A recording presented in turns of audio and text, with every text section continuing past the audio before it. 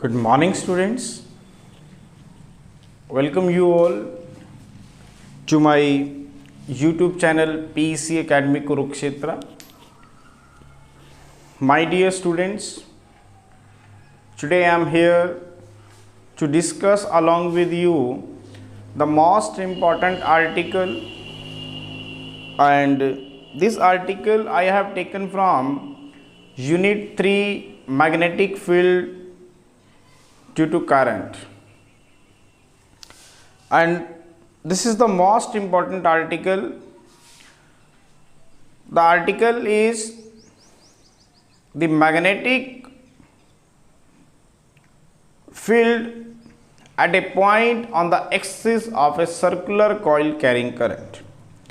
My dear students, in this article we have to calculate the value of the magnetic field induction at any point P on the axis of a circular coil carrying current. बहुत ही important article है, कई बार exam में इसको पूछा गया है. अभी recently 2017 में भी ये आर्टिकल जो है आपका 4 मार्क्स का आपका फाइनल में पूछा गया था. बहुत ही इम्पॉर्टेंट आर्टिकल है और आज इस आर्टिकल को मैं आपके साथ डिस्कस करूंगा और जल्दी ही इसकी वीडियो आप तक शेयर कर दी जाएगी ताकि आप इस आर्टिकल को अच्छे से समझ पाएँ. जैसा कि पिछली वीडियो में मैंने बार्ट-शॉर्ट लॉ जो आपके साथ शेयर किया था, तो I am very happy when ever I was seen my inbox comments. तो more beautiful comments that coming from your side, thanks for that. और उम्मीद है कि इस वीडियो की हेल्प से भी मैं इस आर्टिकल को आपको अच्छे से समझा पाऊँगा. तो क्या है आर्टिकल, बिना देर किए देखते हैं. The article is the magnetic field at a point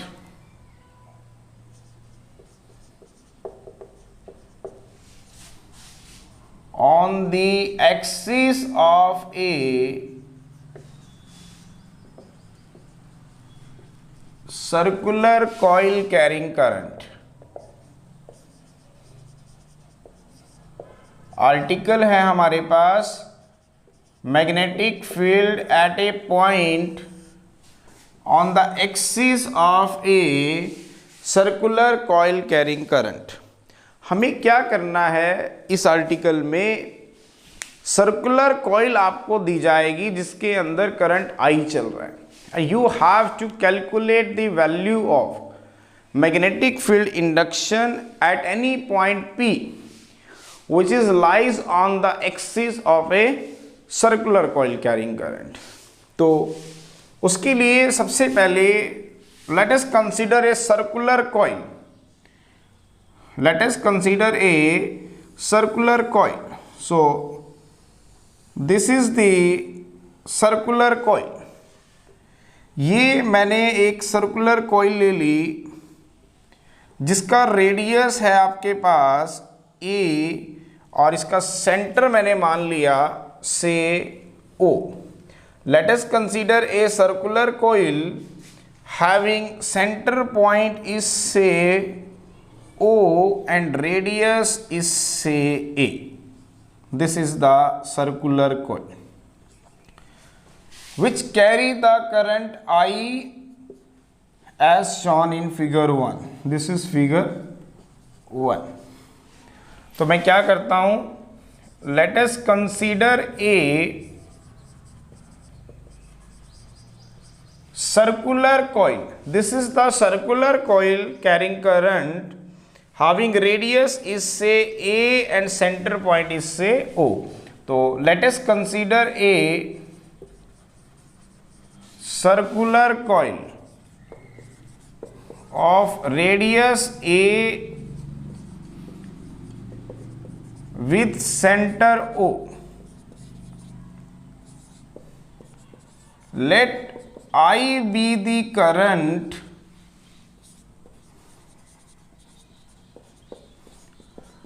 following in the circular coil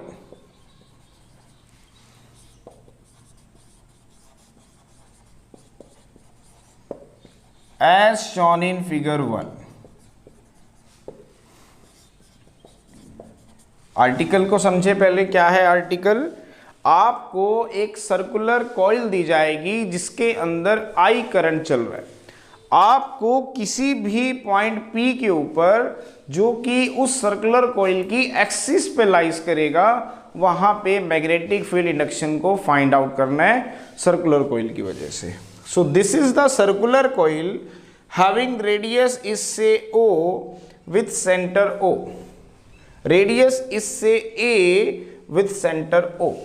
Let I be the current flowing inside the circular coil as shown in figure 1. So this is the axis.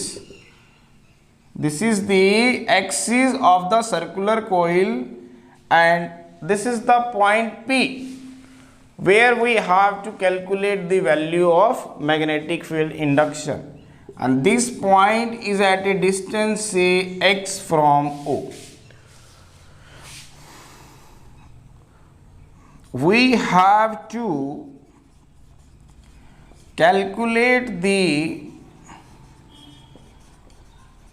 value of magnetic field induction. Magnetic field induction B at point P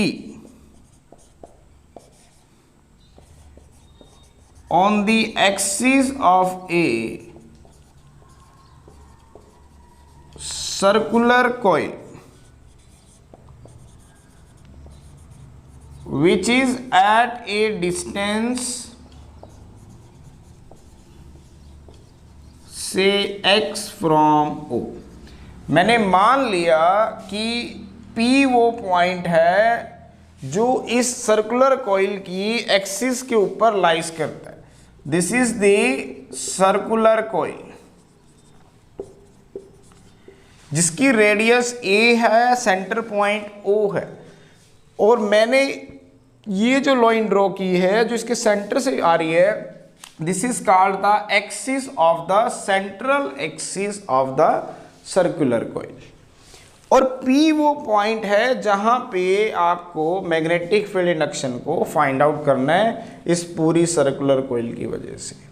we have to calculate the value of magnetic field induction at this point P due to the circular coil which is lies on the axis of a circular coil and at a distance say x from O।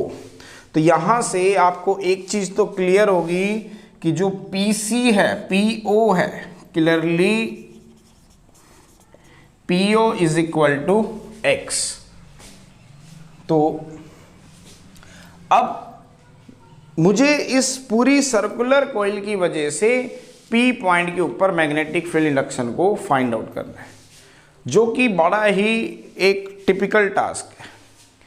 It is not possible कि मैं P point पे पूरी circular coil की वजह से magnetic field induction को 1 से time निकाल दूं। तो इसके लिए मैं क्या करूंगा, मैं मान लूंगा कि ये जो सर्कुलर कॉइल है ये छोटे छोटे करंट एलिमेंट से मिलके बनी है, और हर एक करंट एलिमेंट की जो मैं लेंथ ले लेता हूं से D है। Suppose this circular coil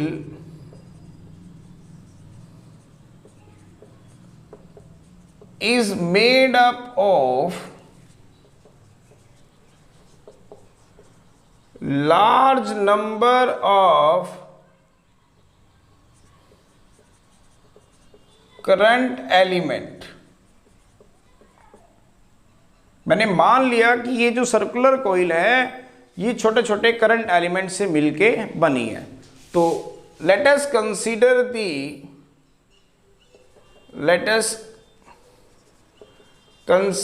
the two small elements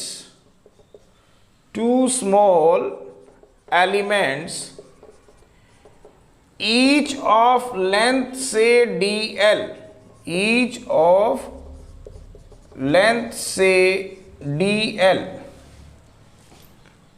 eight point C and D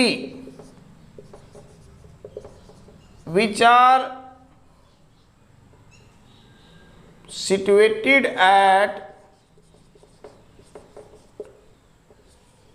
diametrically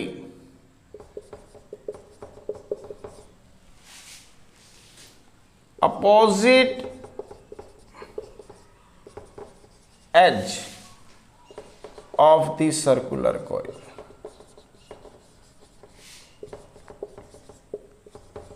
As shown in figure 1. अब मुझे क्या करना था, इस पूरी कॉइल की वजह से इस P पॉइंट के ऊपर मैग्नेटिक फील्ड इंडक्शन को फाइंड आउट करना था, जो कि एक इम्पॉसिबल है। तो मैंने क्या किया, इसको सिंपल करने के लिए मैंने मान लिया कि ये जो सर्कुलर कॉइल कैरिंग करंट है या जो सर्कुलर कॉइल है ये छोटे छोटे करंट एलिमेंट से मिलके बनी है। तो मैंने दो एलिमेंट मान लिए जिसकी late us consider the two small elements each of length से DL। दो स्मॉल एलिमेंट ले लिए जिसकी लेंथ DL है, जो कहाँ प्रेजेंट है, पॉइंट C और पॉइंट D पे। किसके, सर्कुलर कॉइल का ये जो पॉइंट C है और ये जो पॉइंट D है इसके ऊपर प्रेजेंट है, and each of length is से DL, दिस पॉइंट इज से C। मैंने लेंथ ले ली DL और यहाँ पे दो स्मॉल करंट एलिमेंट ले रहा हूँ, एक इस पॉइंट के ऊपर, दिस इज द पॉइंट, इस पॉइंट का नाम दे रहा हूँ मैं C, और यहाँ पे मैं करंट एलिमेंट ले रहा हूँ जिसकी लेंथ है DL, जिसकी लेंथ क्या है DL। इसी तरह यहाँ पे इस पॉइंट का नाम मैं दे रहा हूँ D, और यहाँ पे जो लेंथ ले रहा हूँ इट इज से DL। यहाँ पे भी जो मैं लेंथ ले रहा हूँ this is DL and this point is से D। तो मैंने दो पॉइंट ले लिए, एक पॉइंट C और एक पॉइंट D, जो कि इसके डायमेट्रिकली अपोजिट एज के ऊपर प्रेजेंट है। दिस पॉइंट इज से C and this point is से D। दो स्मॉल एलिमेंट लिए मैंने, कहाँ पे, डायमेट्रिकली अपोजिट एज के ऊपर सर्कुलर कॉइल के। तो अब आप यहां से अगर इसका डिस्टेंस फाइंड आउट करेंगे, this is the point P,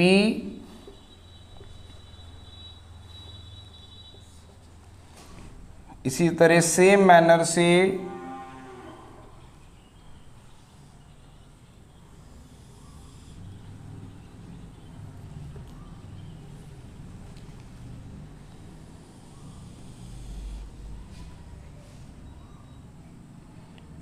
this is the point P,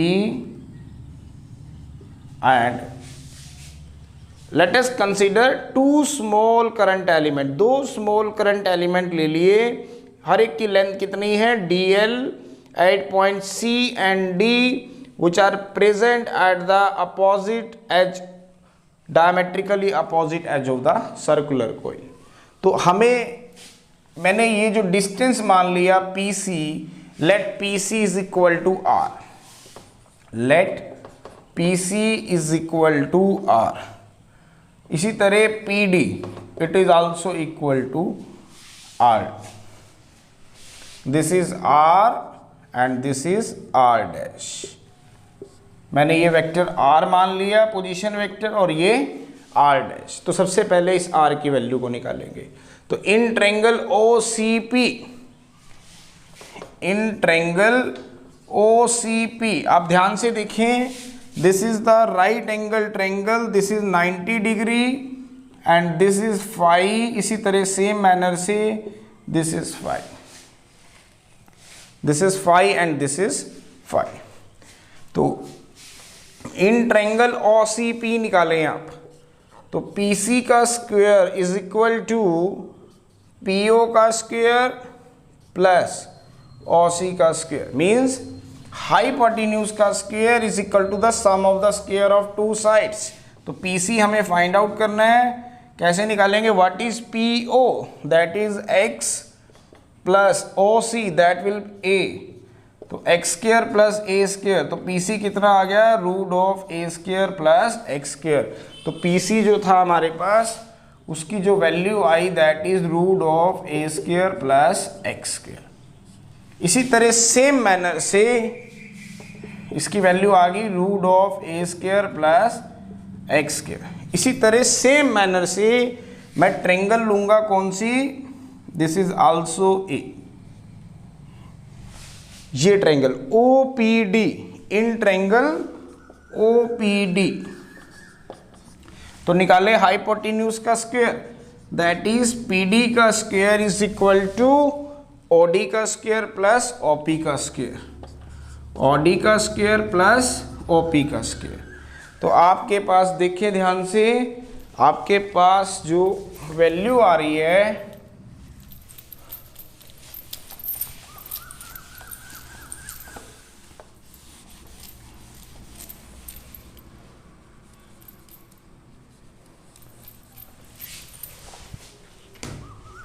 this is the circular coil, this is figure 1। देखिए तो मैंने अगर लिया है तो PD का जो स्क्वायर आ रहा है that will become equal to OD का स्क्वायर प्लस OP का square. Now what is OD, OD देखें कितना है A, तो A square. What is OP that is x square. इसका मतलब PD जो आया वो कितना आया root of A square plus x square. इसका मतलब R डैश कितना आया आपका root of A square plus x square. तो R dash is again comes out to be root of A square plus x square. इसका मतलब ये point इस P पॉइंट से जितनी दूर है उतनी ही दूर ये D पॉइंट भी है। अब मैंने मान लिया कि इस स्मॉल करंट कैरिंग एलिमेंट की वजह से इस P पॉइंट पे जो मैग्नेटिक फील्ड इंडक्शन लग रही है that is dB। Let dB be the magnetic field induction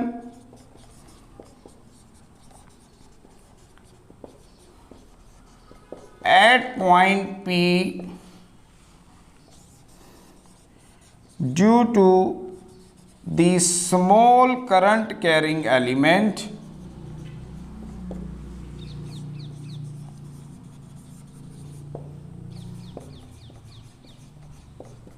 of length dl at C, at point C। मैंने मान लिया कि जो स्मॉल करंट कैरिंग एलिमेंट जो C पॉइंट पे प्रेजेंट है जिसकी लेंथ dl है, इसकी वजह से इस P पॉइंट के ऊपर जो मैग्नेटिक फील्ड इंडक्शन लग रही है वो कितनी लग रही है that is dB। And according to Biot Savart law and according to Biot Savart law अगर आप बात करें तो ये dB कितना आ रहा है आपके पास mu not by 4 pi I D L sine theta by R square, distance का स्क्वेयर।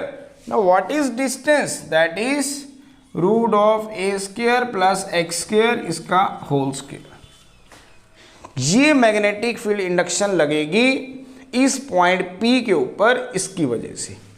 अब आप सभी को पता है कि जो मैग्नेटिक फील्ड इंडक्शन है it is perpendicular to both DL and R।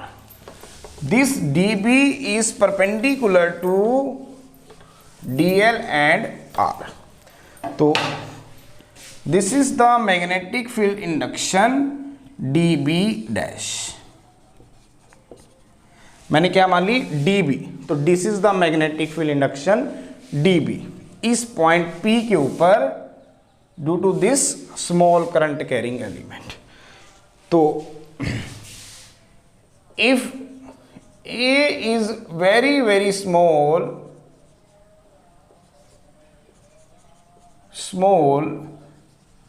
then theta is 90 degree. अगर मैं मान लूं कि ये जो A है ये बहुत स्मॉल है तो थीटा कितना बनेगा 90 डिग्री। तो dB आपके पास कितना आ गया it will comes out to be mu not by 4 pi I D L by a square plus x square.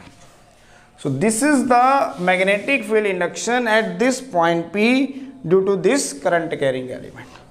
In the similar manner, let, इसकी वजह से जो लग रही है वो dB dash, let dB dash be the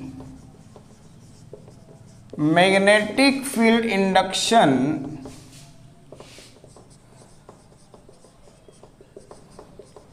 at point P due to small current carrying element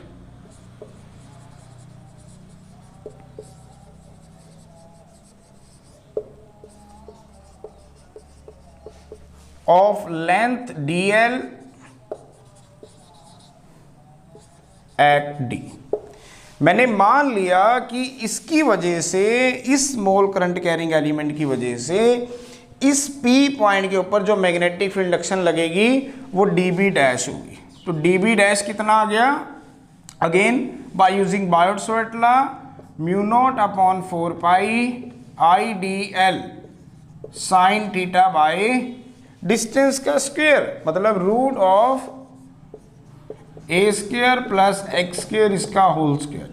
again if a is very very small तो जो एंगल बनेगा दैट इज 90 डिग्री. तो dB डैश कितना आ गया? Mu not by 4 pi I D L by a square plus x square, क्योंकि sign theta is 1 for theta is 90 degree. और theta 90 कब होगा? If a is small. If a is small then theta is 90 degree, then sine theta is 1. तो dB dash कितना आ गया? Mu not by 4 pi I D L by root a square plus x square. So this is dB dash. Again this dB dash is perpendicular to DL and R. This is the magnetic field induction dB dash. This is the magnetic field induction dB dash which is perpendicular to DL and R. अब आप ध्यान से देखिएगा, this angle is theta phi, sorry this angle is phi. ये angle कितना है आप ध्यान से देखिए, this angle is 90 डिग्री. तो ये वाला जो एंगल हो जाएगा that is 90 minus phi. Clear? दोबारा देखें, दिस एंगल इज फाई और ये जो एंगल है that is 90 degree. This is Y axis, Y dash and this is X. दोबारा देखें, ये जो एंगल है दैट इज फाई और ये वाली वर्टिकल एक्सिस और ये हॉरिजॉन्टल एक्सिस, इनके बीच का जो एंगल है दैट इज 90 डिग्री. तो ये अगर पूरा 90 है, इफ दिस इज फाई, तो ये कितना होगा? 90 minus phi. Again this angle is 90 degree. This angle is 90 degree. If this 90 minus phi then this angle is phi. दोबारा देखें, इस लाइन में और इस लाइन में जो एंगल है वो कितना है? 90 degree. They are perpendicular to each other. तो if this 90 minus five then this angle is five. Clear?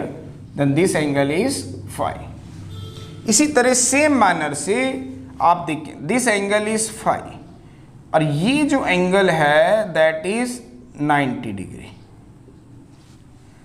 तो इफ दिस इज फाइव तो ये एंगल कितना बनेगा आपका? This is 90 minus five. दोबारा देखें, इस लाइन में और इस लाइन में जो एंगल है that is 90 degree. If this is five then this is 90 minus five. इसी तरह सेम मैनर से इस लाइन में और इस लाइन में जो एंगल है वो कितना है? 90 डिग्री. तो if this is 90 minus five then this is 5. दोबारा देखें, इस लाइन में ये जो लाइन बेटा मैं आपको शो कर रहा हूँ, in this line and this line both are perpendicular to each other. The angle is 90 degree. If this is 90 minus 5 तो दिस इज 5. तो रिजोल्व करेंगे dB डैश को टू रेक्टेंगुलर कंपोनेंट में. तो ये जो कंपोनेंट आएगा that is D B dash cos phi, और ये जो कंपोनेंट आएगा that is D B dash sine phi. इसी तरह डी बी को रिजोल्व करेंगे तो this is Y dash, this component is D B cos phi and this component is again dB sin phi। तो हमने क्या किया, मैंने आपको दिखाया कि we have to resolve the dB and dB dash।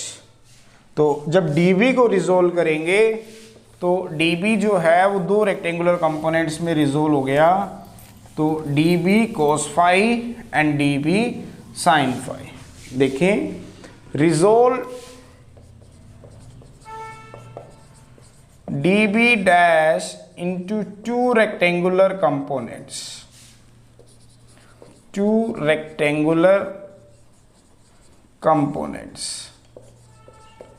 dB dash को रिजोल्व करेंगे टू रेक्टेंगुलर कंपोनेंट में। First is dB dash cos phi acting along py, acting along py axis. मैंने dB डैश को रिजोल्व किया दो component में। This is the vertical component that is dB dash cos phi जो कि py axis के along है, and dB dash sin phi second is dB dash sin phi जो कहाँ एक्ट कर रहा है, एक्टिंग अलोंग px एक्सिस। इसी तरह similarly resolve dB into two rectangular components, same manner से मैं dB को भी रिजोल्व करूंगा। सबसे पहला जब dB को आप रिजोल्व करेंगे तो this is the dB cos phi, first is dB cos phi acting along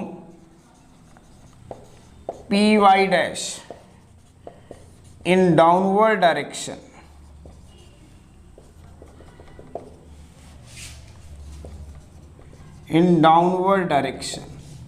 इसी तरह second dB sin phi acting along px axis, same manner से dB sin phi acting along px axis.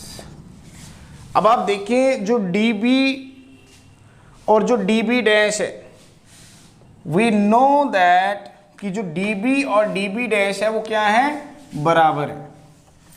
As dB is equal to dB dash, मैंने अभी find out किया था dB की value को भी, as dB is equal to dB dash that will mu not by 4 pi IDL by a square plus x square.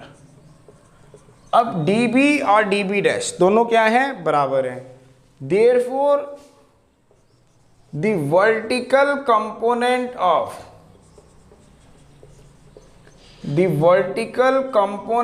Of dB acting along py and py dash are equal and opposite, and they will cancel out each other,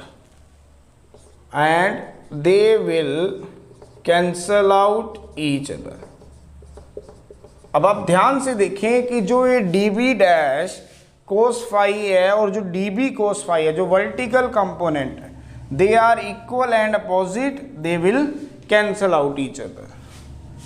The other two components, the other two horizontal components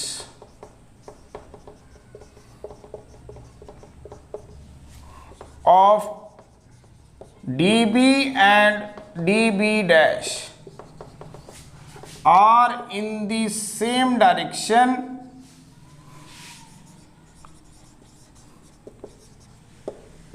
and become add up। ये जो vertical component थे magnetic field DB के, DB dash cos phi and DB cos phi, they are equal and opposite, they will cancel out each other. और जो horizontal components थे इसके DB के और डीबी डैश के, that is DB dash sine phi and DB sine phi, they are acting in the same direction and become add up. The same will be for another, क्योंकि अगर आप देखें कि इस सर्कुलर कॉइल में दो current carrying element जो equal and opposite हैं, इसी तरह अगर मैं एक करंट कैरिंग एलिमेंट यहाँ मान लूँ तो उसका अपोजिट एलिमेंट यहाँ भी पड़ा है, एक करंट कैरिंग एलिमेंट यहाँ मान लूँ तो उसका अपोजिट एलिमेंट यहाँ भी पड़ा है।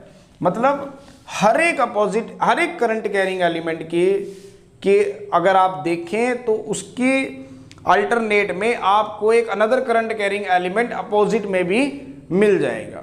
तो इसका मतलब सभी के जो कोसाइन कंपोनेंट हैं, they will, vertical component they will cancel out each other, और हॉरिजॉन्टल कंपोनेंट क्या होंगे, ऐड अप हो जाएंगे। दोबारा सुने, इन दोनों के अगर आप देखें तो वर्टिकल कंपोनेंट जो है कैंसल आउट हो गए और हॉरिजॉन्टल कंपोनेंट ऐड हो गए।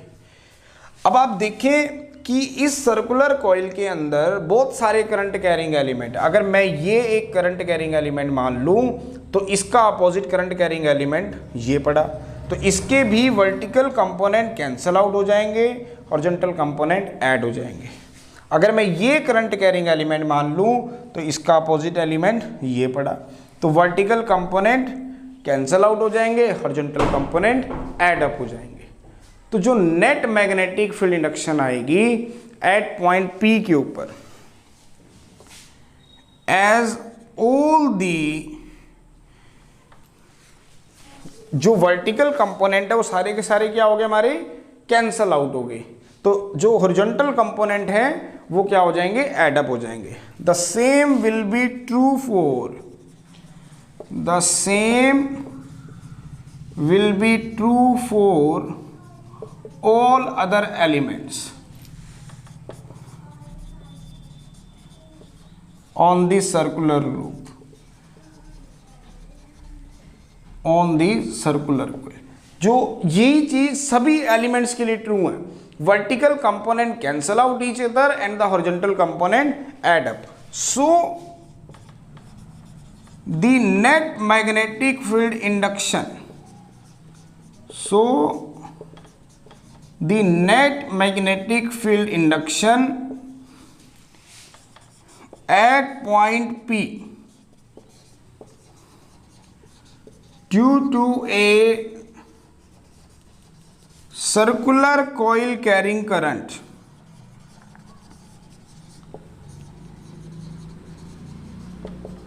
is given by,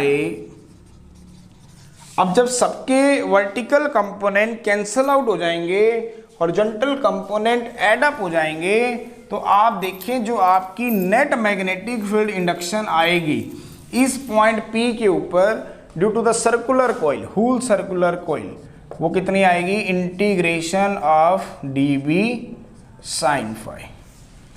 तो दिस इज इक्वेशन नंबर 2। अब वी नो दैट, ये हम सबको पता है,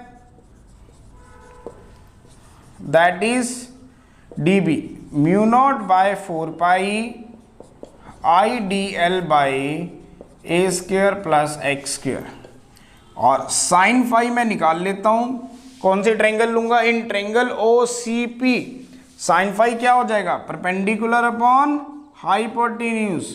पंडित भद्री प्रसाद हर हर बोल, what is perpendicular, that is a, hypotenuse is a square plus x square, कौन सी ट्रायंगल, फ्रॉम ट्रायंगल OCP। तो put the value of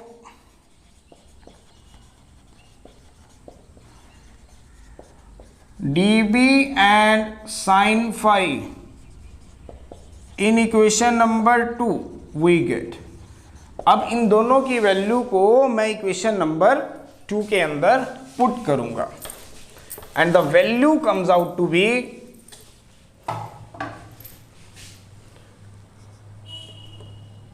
the net magnetic field induction कितनी आई, integration of dB sin phi।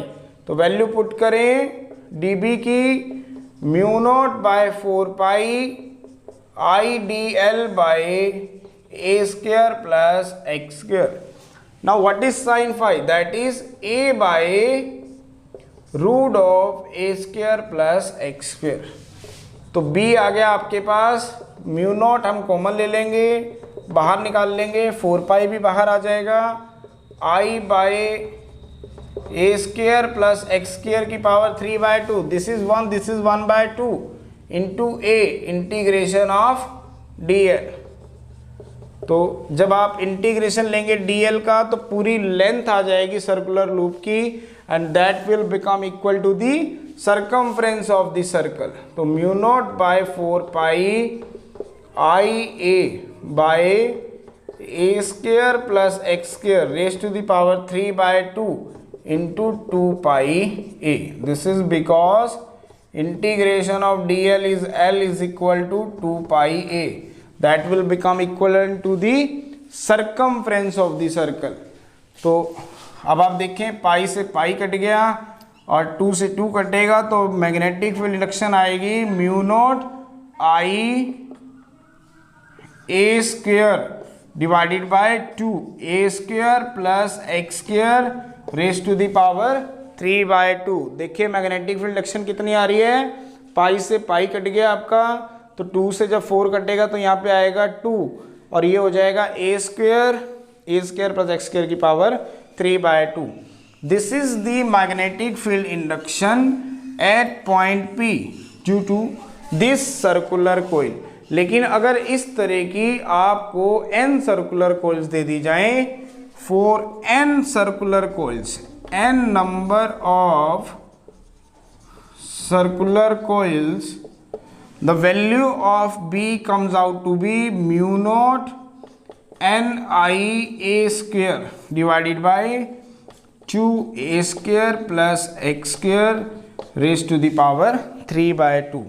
दोबारा देखेंगे, पाई से pi cut गया आपका तो 2 से 2 कटेगा तो यहाँ पे 2 आएगा. Mu nought I a square divided bye a square plus x square की पावर 3/2.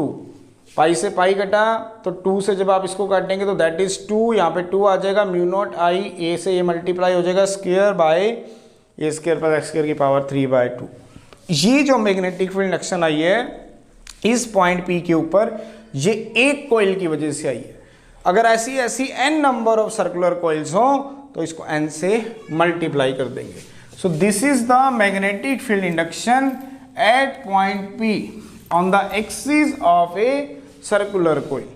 अब हम 2 केसेस बनाएंगे. Case number 1, first case, if the point P is lying on the center of the circular coil. पहला case, if the point P is lying on the centre of the circular coil. अगर मैं इस point P को यहां से उठा के इस कोइल के सेंटर पे ले आऊं तो क्या होगा, x इज 0. तो जो मैग्नेटिक फील्ड इंडक्शन आएगी वहां पे x की वैल्यू का आप 0 रखें. It comes out to be mu not n I a square divided by 2. x is 0 and a square की power 3/2 that is a cube. और जो मैग्नेटिक फील्ड इंडक्शन आई वो कितनी आई, mu not n I by 2a. This is the magnetic field induction of the circular coil for case if the point P is lying on the center. Second case, if the point P is lying very far away, if the point P is lying very far away. Second case, if the point P, अगर ये बहुत दूर चला जाए, if the point P is lying very far away from the circular coil, अगर हम इस point P को इस सर्कुलर कोइल से दूर ले जाए तो क्या होगा, x is greater than a, तो हम क्या करेंगे, a को नेग्लेक्ट कर देंगे. Then b comes out to be mu not n I if a is neglected then a square is also neglected. तो कितना आएगा, divided by 2. Now a is neglected तो कितना आएगा, x की क्यूब. तो this is the value of magnetic field induction at this point P. देखिए, if A is neglected then A square is also is very very small. तो A square को हम खत्म कर देंगे तो it comes out to be x square की cube, x की cube. The magnetic field induction at this point is mu nought Ni by 2x की whole cube. So this is the complete discussions about the magnetic field induction at a point on the axis of a circular coil carrying current. My dear students, इसकी video मैं जल्दी ही आप तक share कर दूंगा और उम्मीद है कि इस वीडियो की हेल्प से मैं आपके इस कंसेप्ट को अच्छे से क्लियर कर पाऊंगा. So at last, my dear students, if you like my videos, like my efforts, like my work, then please don't be forget to like, share and subscribe. मेरे प्यारे विद्यार्थियों, अगर आपको मेरा वर्क पसंद आ रहा हो, मेरा काम आपको पसंद आ रहा हो, अगर मेरे वीडियोस आपके डाउट्स को क्लियर करने में आपकी हेल्प कर रहे हो, then please don't be forget to subscribe my channel. मेरे चैनल को सब्सक्राइब करना मत भूलें and share and like my videos also and share it maximum to your friends, your colleagues, so that they can also take the advantage of this video and clear her concepts in a beautiful way, in a simplified ways. धन्यवाद.